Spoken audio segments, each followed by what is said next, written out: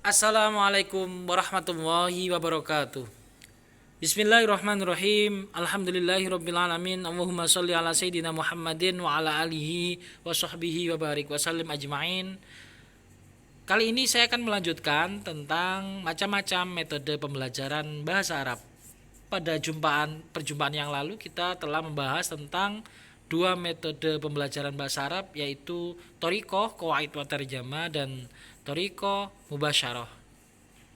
Kali ini yang ketiga adalah metode audiolingual atau Thoriqah Sam'iyah Syafahiyah. Thoriqah Sam'iyah Syafahiyah lebih populer diterapkan sebab kepentingan perang, ya. Dalam sejarah Perang Dunia Kedua, Amerika memerlukan personel tentara yang mahir berbahasa asing, termasuk bahasa Arab, untuk kepentingan ekspansinya, sehingga dia bisa memahami tempat ia melakukan ekspansi, masyarakatnya ngomong apa, dan dia bisa berkomunikasi. Oleh karena itu, Thoriqah Sam'iyah Syafahiyah ini juga dikenal dengan istilah Army Method, ya, atau metode perang. Bahasa yang dipelajari lebih dicurahkan pada perhatian dalam pelafalan kata, tubian atau drill berkali-kali secara intensif, diulang gitu ya. Mirip dengan metode sebelumnya, tubian drill inilah yang menjadi teknik dasar dalam pembelajaran Thoriqah Sam'iyah Syafahiyah. Hanya konsentrasi tujuan lebih pada penguasaan keterampilan mendengar dan berbicara, tanpa mengesampingkan cuma yang lebih dimaksimalkan memang mendengar dan berbicara. Metode ini berasumsi bahwa bahasa adalah kebiasaan. Suatu perilaku akan menjadi kebiasaan apabila dilakukan berulang-ulang, ya. Oleh karena itu pengajaran bahasa harus diajarkan dengan berulang-ulang. Seandainya ada satu kalimat kaifahaluk, maka cara mengajarnya kaifahaluk, kaifahaluk, kaifahaluk, semacam itu diulang-ulang. Yang mengucapkan diulang-ulang, yang mendengarkan mengucapkan juga dengan berulang-ulang. Tujuan pengajaran dengan metode ini adalah penguasaan kemahiran berbahasa secara seimbang, ya. Sekali lagi memang ada dua keterampilan yang ditekankan, tetapi urutan penyajian dalam keterangan berikutnya ini, mohon maaf, itu diawali dengan kemahiran menyimak, lalu berbicara, dan terlebih dahulu lalu baru kemudian kemahiran membaca dan menulis. Dalam metode ini penguasaan olah kalimat dilakukan dengan latihan-latihan pola dengan mengikuti urutan stimulus, respon, dan penguatan. Ya, stimulus itu suara yang masuk, kemudian dia respon mengucapkan suara itu persis apa yang ia dengar, lalu dikuatkan dengan mengulang-ulangnya. Hadza kitabun, dia mendengar itu, lalu dia merespon dengan mengucapkan juga hadza kitabun, lalu ia menguatkan dengan mengulang-ulang hadza kitabun, semacam itu. Penggabungan lebih tepat dilakukan dalam tataran teknik dan operasional. Menurut Pak Fuad Effendi 2012, beliau dosen UM.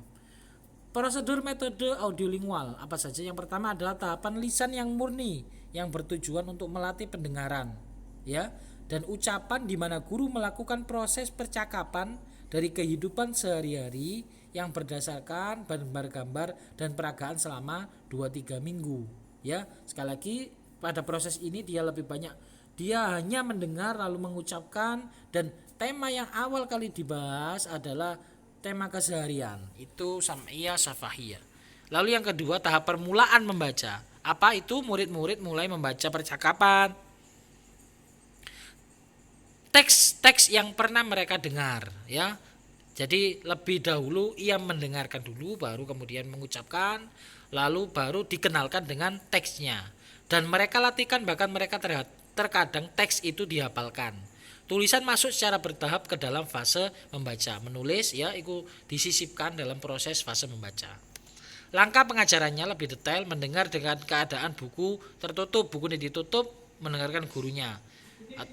Lalu yang kedua, mendengar dengan mengulang. Setelah ia mendengarkan entah kata atau entah kalimat, ia lalu mengulangkan teks tersebut yang diucapkan, ya, dengan keadaan buku tertutup. Contohnya Baiti ba'idun anil madrasah. Baiti ba'idun anil madrasah. Diulang-ulang. Baiti ba'idun anil madrasah. Atau manjadda wajada, manjadda wajada, manjadda wajada, manjadda wajada. Dia tanpa tahu teksnya dulu, dan didengar dulu. Ya, selanjutnya adalah mendengar dengan keadaan buku dibuka. Lah, dalam proses ini apa yang ia dengar astagfirullahaladzim, dihubungkan dengan lambang-lambang tulisannya. Baru ia setelah melakukan drill berkali-kali baru dicocokkan dengan tulisan. Lalu yang selanjutnya adalah membaca bersama-sama dengan keadaan buku terbuka, bareng-bareng, maca bareng-bareng, ya. Lalu membaca berkelompok dengan keadaan buku terbuka. Berkelompok itu tentu lebih sedikit, lalu membaca individual lebih sedikit dengan keadaan buku terbuka. Saya kira ini sudah jelas. Sekelas, satu baris per orang, gitu ya. Yang selanjutnya menjawab pertanyaan-pertanyaan untuk mengoreksi pemahaman dan latihan-latihan pola kalimat, ya, latihan-latihan pola kalimat yang mirip dengan teks tersebut. Metode ini mempunyai beberapa kelebihan, tentu saja ada yang terdapat pada metode baik kelebihan maupun kekurangannya. Adapun kelebihannya, metode ini memandang bahasa dengan pandangan yang universal dan dengan metode yang integral. Maksudnya bahasa semua harus dikuasai, walaupun mungkin ada titik tekannya, tapi pada akhirnya keempat maharo itu harus dikuasai semuanya. Selanjutnya menjadikan siswa lebih partisipatif karena ia ngomong terus, ya, dengerin ngomong pasti ngomong, dan potensial dalam ruang belajar. Metode ini menghilangkan dua hal, apa saja? Rasa malu karena ia bareng-bareng dulu baru sendirian, dan takut sama. Ya, selanjutnya adalah apa kelebihannya? Variasi teknik-teknik dalam latihan-latihannya menghilangkan rasa bosan yang ada pada siswa. Ya, kalau gurunya kreatif, dia bisa kemudian mengambil peran dalam penunjukan, mungkin menirukan itu bagi siswa-siswa yang mungkin ngantuk atau mungkin sedang tidak fokus, ya. Itu sangat besar kemungkinan dalam metode drill ini diterapkan. Sesungguhnya metode ini pertama kali memperhatikan bahasa yang hidup dan nyata dalam kehidupan sehari-hari. Jadi ini yang pertama kali kenalnya bahwa yang dibahas bahasa itu jangan teks yang mati, teks yang lalu, tapi bagaimana dalam kebutuhan sehari-hari. Karena memang kebutuhan dari metode ini ya memahami lawan perang kan awalnya kan. Selanjutnya, metode ini mempunyai beberapa kelemahan. Apa saja? Saya temukan 3 dari referensi. Yang pertama, metode lebih banyak pengulangan yang terkadang mengakibatkan jenuh. Ya, beberapa siswa kan males ya nirok noto gitu kan, apalagi yang pinter ya.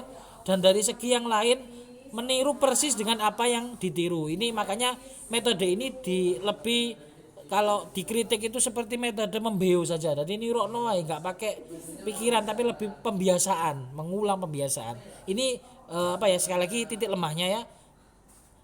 Enggak pakai kritis, otak kritis. Lalu yang kedua lebih memusatkan pada lisan daripada yang lain. Ya, ini karena tata urut dan prioritas metode ya. Yang ketiga, terkadang metode ini tidak cocok digunakan oleh orang yang sudah tua ya, karena mereka hanya mengulangkan bosan kan, nggak ada berpikirnya, nggak banyak berpikirnya. Metode ini hanya sesuai dengan anak-anak. Maka kalau kalian perhatikan, kalau metode pembelajaran, metode baca kitab itu yang cocok. Kalau untuk metode yang nadom yang ada anunya itu ya usia anak-anak atau remaja lah. Remaja aja kadang malas ya.